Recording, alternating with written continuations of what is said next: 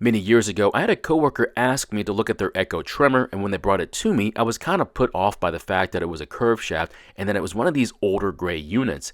I didn't think much of it because I felt like it was a substandard version they sold decades ago and that it wasn't anything special. I hate to admit this, but I was completely wrong about them, and I'm going to tell you why. In today's video, we look at this Echo trimmer, and the problem is that it won't start and run. Now, I was assured by my coworker that all it needed was a new purge bulb and it should start and run, but being quite the skeptic, I didn't think that was all it needed, and I was quite right. Now, I've already fixed this trimmer in a previous video, so if you want to see that video, there should be a link to it at the top of the screen or at the end of the video. But before I fixed it, I had to give it a quick cleaning, that way I wouldn't get dirt in places like the carb, fuel tank, or even inside the engine. While I clean this trimmer, I'm going to talk about why someone would want to fix and use one of these older units. Now, I didn't know that much about small engines when I first started, but I did know the gray Echoes were the older ones, while the orange ones were the current models. And being young and naive, I thought the older ones were bad, while the newer ones were good. Unfortunately, I couldn't have been more wrong. The biggest reason I felt the way I did about the older gray units is because the marketing for the new equipment will typically mention something new or improved over the last design. So in my mind, that meant the older units were somehow inferior to the new ones. Besides, what's the point of making a new design if it's not to improve from the last one? Unfortunately, this isn't always true. Just take a look at this newer Echo trimmer. Until recently, this was the most current version, but they've already started to make revisions to it, even though there's nothing wrong with it. Now, it could be that they're making small changes every few years to entice you to get the newest one, but either way, small changes aren't always necessary to make before a major redesign, and yet manufacturers still do it. Of course, the reasoning would only apply to those who are trying to keep up with the Joneses and doesn't apply to everyday consumers. Of course, these small changes aren't enough to cause most people to run out to the stores and buy the newest model, but what happens when the changes aren't small but huge? We're of course talking about a completely new design. In the case of this trimmer, they not only changed the body of the engine, but they made the changes stand out by changing the body color from a drab light gray to a brilliant orange. Now that's really rubbing it in. They basically made it very apparent that you've got the old one and I've got the new one. That pretty much makes you scum. So are the changes enough to make you want to run out to the store and get one? I hope not, because these older ones perform just as good as the new ones, if not better, and I'll tell you why. The first reason is the engine. The engines in the older models are just as powerful and as light as the newer ones, so why pay for one of the newer ones? Well, maybe it's the weight, or maybe the balance. There must be a difference in this area. Nope, they're pretty much the same. So from what you're saying, they're pretty much the same product? Yep, they are. But that simply doesn't make any sense. If they're the same, why change it? And that's the best answer. They really didn't change it. It's sort of like a popular soft drink company messing with the recipe for their best product. The answer is they won't, at least if they're smart. Just keep the recipe the same and just update the can it comes in as the years go by. I hope that sounds familiar to you. That means if you like the new orange Echoes, try using a gray Echo right after that, and I think you'll find them to be identical or at least almost the same, and if there is a difference, you'll barely notice it. And if you think those are the only reasons you should choose the older ones, you'd be wrong. The next reason is very obvious, and it's the only one that really matters to me and plenty of politicians, and that's money. These can be found online from a reseller in working condition or sometimes from really good people who are willing to just give them away for free. Now, the free ones will more than likely not be working, but most often, if the engine isn't worn out, a new carb and fuel lines will get it up and running again. Another great reason you should get one of these is because the parts for these are plentiful, which can't be said for a lot of other brands and models. Although steel products have a great aftermarket too, but that's a conversation for a different video. The reason the parts are still available is a testament to how popular these are.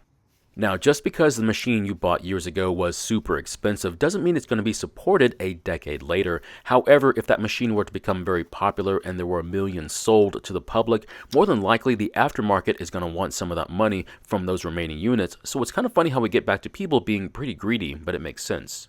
Now, that rule doesn't always work that way. It can work for rare items as well. The problem is that parts will be available, but they'll be super expensive. Now, the next good reason to get one of these over the newer ones is for environmental reasons. Now, I am not turning into an environmentalist, but what I am saying is that keeping these older machines running and in use keeps you from buying a new machine that will then decrease the need to produce an unnecessary machine. That also keeps these old machines out of the landfills. See, not truly an environmentalist, just not wanting to waste the products we've already made.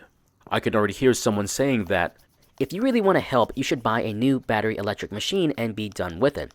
I then have to ask, why would I do that, and how is that going to help more than keeping what we've got running? Buying a new machine that's made mostly of plastic and uses a lithium battery, and even though you can recycle the batteries, most people will not recycle the machine itself. They're simply going to throw it into whatever bin is closest. Remember, we're talking about the average person here, which also means all ages, even the ones you want to forget about.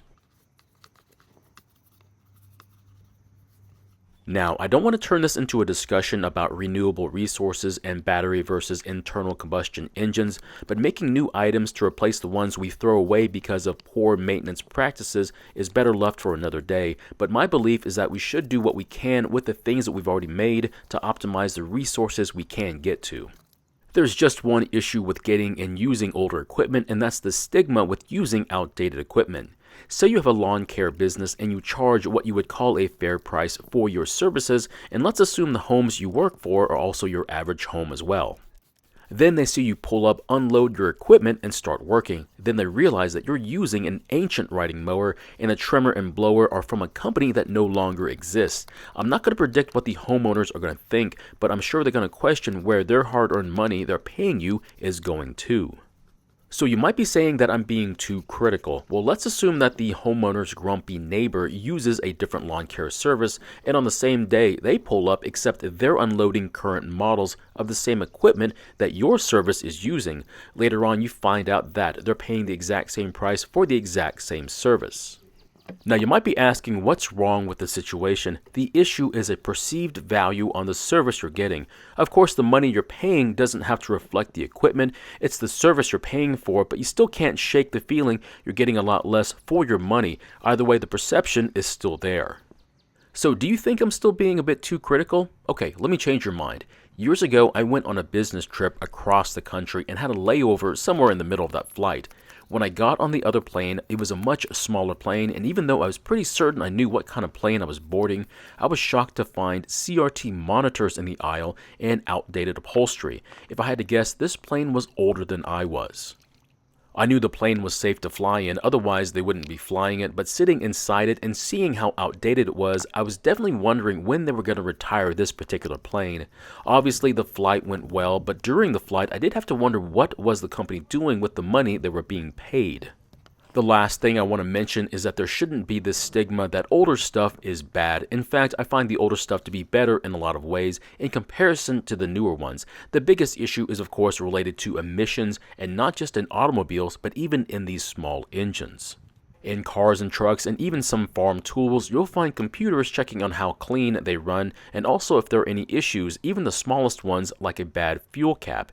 In small engines, you'll find mufflers stuffed with small catalytic converters or even extra fuel lines to vent hydrocarbons back into the intake systems, something that, well, they simply didn't deal with even a decade ago. Now everything is being regulated, and there are some of those who just don't care for it.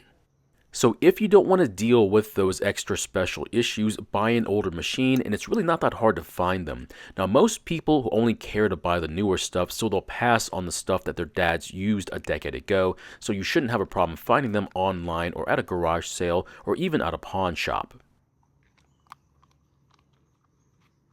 Now, I'm not trying to get you to change your minds about the older stuff, only you can do that, but I would like for you to think about how things have changed in the last decade, and I'm afraid to say it, not for the better. And the reason we've got these newer machines is to push away the older machines, which have now become old stock and not good for anything except to be forgotten about. That's why when you go to an estate sale of someone who lived a long and healthy life, you'll find 50-year-old all-metal power drills and 30-pound vacuums that look like something from the space race. These machines, even though they might need some TLC, will still work and are definitely worth fixing, just like those older mowers, blowers, and trimmers from decades ago. So here's my opinion. If you want to go out and buy the newest piece of equipment from your favorite manufacturer, go ahead and do it. But don't forget about the tools that got us here in the first place. The ones your dad or even your granddad used. There's a reason they never got rid of their old tools just to buy the newest ones. Their old ones that were made out of metal and very few plastic parts just worked and kept working. They weren't going to be the fastest or the best, but they worked and they worked well. So knowing what I know now, when I see these older gray versions of Echo equipment, I don't turn away from them. I take a long look at them and check to make sure they still have plenty of compression and the pull rope fights back when I pull on them. I then check to make sure they're not missing any parts, and if not, I will definitely consider them just as good a buy as if it was a newer one. So my question is, would you consider trying out the older version of the tool you use right now the most, just to see how much more robust that machine was when compared to the one you use right now? I hope you'd be able to, and if you did, I think you'd realize just how things have changed since then.